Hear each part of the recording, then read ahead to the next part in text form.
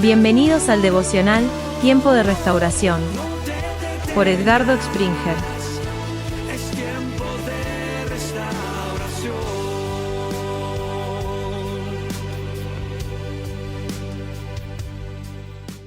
Hola, ¿cómo están? Dios les bendiga. Bienvenidos a un nuevo devocional Tiempo de Restauración. Esta es una nueva forma, un nuevo formato que vamos a estar de vez en cuando presentando. Les presento a mi esposa Jackie Springer y quien les habla, Edgardo Springer. Bueno, ¿y hoy qué tema vamos a tocar? Mi amor, creo que como estamos haciendo algo por primera vez, creo que vale la pena tocar el tema que es el siguiente. Cuando Dios hace algo diferente, cuando Dios quiebra nuestra agenda, quiebra lo que nosotros estamos acostumbrados. ¿Qué te parece? Perfecto, pero también es cuando Dios hace las formas de una manera diferente, de una forma que nosotros no esperamos, porque generalmente nosotros esperamos que Dios actúe de una u otra forma y Dios es un Dios creador, es un Dios que no se repite, es un Dios que permanentemente está haciendo diseño nuevo. Y para tocar y abordar este tema, ¿tenemos algún ejemplo en la palabra del Señor? Tenemos muchos ejemplos, pero vamos a tocar uno hoy en particular que se encuentra en el libro de Esther, capítulo 1. Voy a parafrasear el principio de este texto para después entrar de lleno en lo que nos va a ocupar. El rey Asuero vivía en su palacio. Los palacios normalmente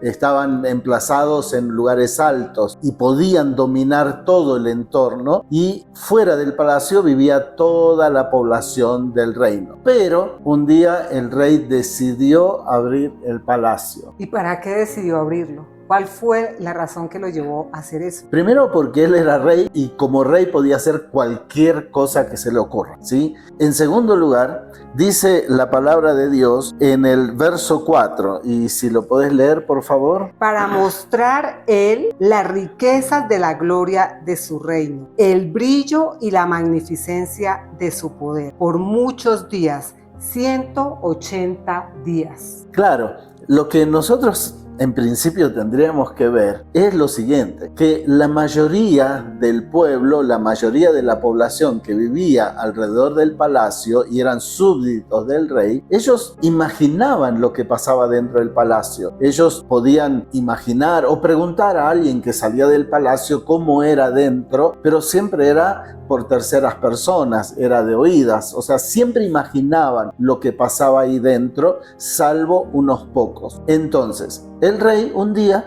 decide abrir las puertas del palacio y, como recién leímos, para mostrar el brillo, dice, y la magnificencia de su poder. El brillo, la magnificencia, toda la riqueza que había dentro del palacio. Hermoso, pero también más adelante la palabra dice que por 7 días más el rey permitió que todo el pueblo, es decir, no solamente los gobernantes, no solamente la gente que tenía poder o que tenía algún mando en el gobierno pudiera entrar, sino absolutamente todo el pueblo, desde el más grande hasta el más pequeño. Las puertas del palacio fueron abiertas absolutamente para todos. Acá hay dos cosas muy interesantes. La primera es que el Señor siempre respeta autoridad, haciendo un paralelo con nuestra vida como cristianos. Siempre va a respetar autoridad. O sea que la primera invitación fue para los gobernadores, para las personas que tenían preeminencia, que tenían autoridad. Y después hay una frase que nos pasa normalmente por alto, y era que dice por 180 días, no dice que de ahí en adelante el palacio se iba a abrir por siempre. Ahí también tenemos una enseñanza. Es que primero la revelación y luego la manifestación. Para poder manifestar lo que sucedía en el palacio o el brillo y la magnificencia de su poder, primero había que tener una revelación. No podemos entrar en una etapa de manifestación de su poder sin tener una revelación de su poder. Es lo que sucede ahora. El Señor Jesús, a través de la cruz del Calvario, con ese sacrificio que Él hizo, se rompió el velo y ahora absolutamente todos, desde el más grande hasta el más pequeño, tenemos acceso al trono de la gracia. Tenemos acceso para entrar a ese lugar santísimo que en el antiguo pacto solamente estaba permitido para un sacerdote cada año. Ahora nosotros, desde el más grande hasta el más pequeño, tenemos ese privilegio de ir y entrar al reino, de ir y entrar a ese lugar donde vamos a ser quebrantados, a ese lugar donde vamos a ser transformados, a ese lugar donde vamos a dar toda nuestra adoración y nuestra máxima adoración. Claro, y también hay algo interesante. El Señor no hace acepción de personas. Dice, desde el mayor hasta el menor, del que tiene 50 años de convertido y el que llegó hoy a la iglesia y recibe a Jesucristo como su Señor y su Salvador personal. Todos tenemos acceso a ese lugar de intimidad con el rey. El lugar donde el rey primero vivía con unos pocos que le servían, a un lugar donde todos podemos entrar y disfrutar de las riquezas, del brillo del reino del rey, en este caso, y nosotros el reino de Dios. Pero hay algo también muy interesante acá, si vamos a seguir leyendo. Y dice, cuando ya estaban todos dentro del palacio del rey Asuero, en el versículo 7, y daban a beber en vasos de oro, y vasos diferentes unos de otros, y mucho vino real, de acuerdo con la generosidad del rey. Y la bebida era según esta ley, que nadie fuese obligado a beber, porque así lo había mandado el rey a todos los mayordomos de su casa, que se hiciese según la voluntad de cada uno. ¿Qué significa esta palabra? En primer lugar, hagámonos la idea de que una idea aproximada de cuánta gente vivía en el reino, ¿no? Pongamos una cifra promedio, 50.000 personas. Dice que había 50.000 vasos de oro diferentes unos de otros. Esto ya nos tiene que llamar a la reflexión de que el Señor nos mira a nosotros como individuos. Jesús predicaba a las multitudes, pero llamaba a las personas por su nombre. Él nunca uniformaba su trato. Él daba un trato personal a cada uno. Pero lo más interesante es que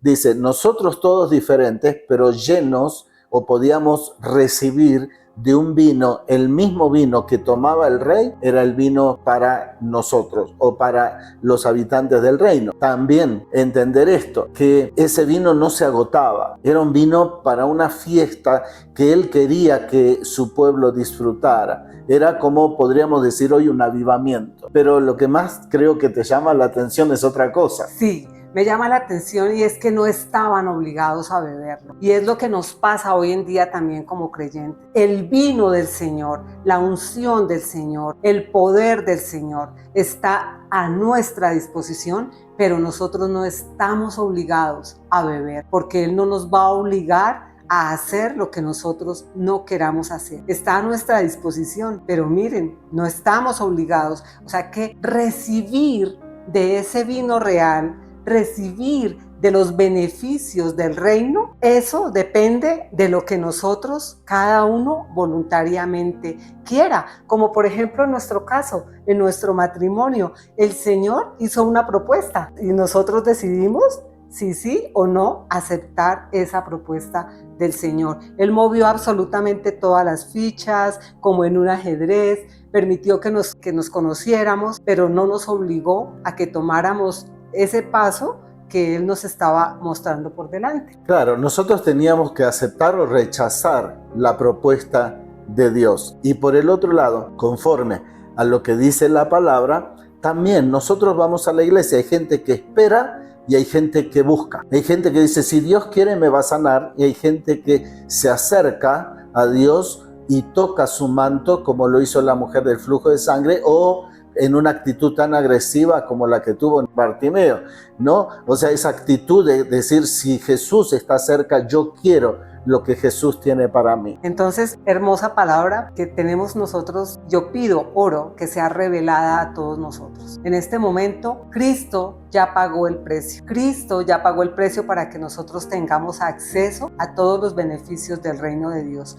Depende de cada uno de nosotros, depende de la expectativa con la que nos acerquemos a Dios, depende de esa sed y esa hambre que tengamos para acceder a lo que ya el Señor pagó por nosotros. Aunque Él haga cosas que no estamos acostumbrados, a que Él rompa nuestro cuadrito, que Él rompa nuestras estructuras religiosas de decir Dios actúa de tal o tal forma. Dios actúa como Él quiere porque Él es Dios y nosotros somos sus hijos y somos sus siervos. Por lo tanto, este es el final, ¿verdad? Sí. De este devocional, pero no va a ser el último. Sin lugar a dudas vamos a continuar en esta senda de poder encontrarnos cada tanto en esta forma que no es en vivo, pero viéndonos personalmente. Y por último, queremos anunciarles que ya está a la venta este libro que se llama El llanto del profeta. Es una palabra profética, para la iglesia de este tiempo, como dice una de las publicidades, la voz que muchos callaron. Los invitamos a que lo adquieran a través de Amazon. Allí lo van a poder tener en forma física como o lo van a tener también en forma digital y también por Google Books. No se pierdan la oportunidad, es una palabra que la iglesia necesita escuchar. La iglesia necesita apropiarse de este mensaje que viene del corazón de Dios. Que el Señor les bendiga, que el Señor les guarde, resplandezca su rostro sobre cada uno de ustedes. Y si les gustó el video, si les pareció que fue de bendición para ustedes, pónganle un like para que pueda ayudarnos también a que se multiplique este mensaje. Coméntelo, diga de qué manera Dios ministró su corazón a través de este mensaje y compártalo con mucha gente que necesita ser bendecida por la palabra del Señor. Que el Señor les bendiga. Hasta nuestro próximo encuentro. Levanta el muro, no te detengas, es tiempo de restauración.